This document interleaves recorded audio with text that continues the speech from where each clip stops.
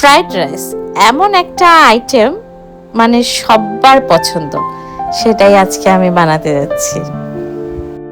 Hello everyone, আজকে special রান্নাবান্না চলছে। এই যে ফ্রাইড রাইস।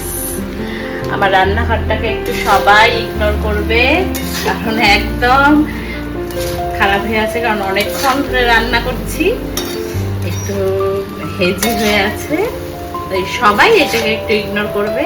আর এখানে ফ্রাইড রাইস হচ্ছে, এখানে এক সেট হয়ে গেছে, আর এইদিকে করেছি পনির আলু দিয়ে একটা গ্রেভি, আর হবে মিষ্টি কুমড়ার কুমড়ি। আজকে আমাদের স্পেশাল রান্না বান্না।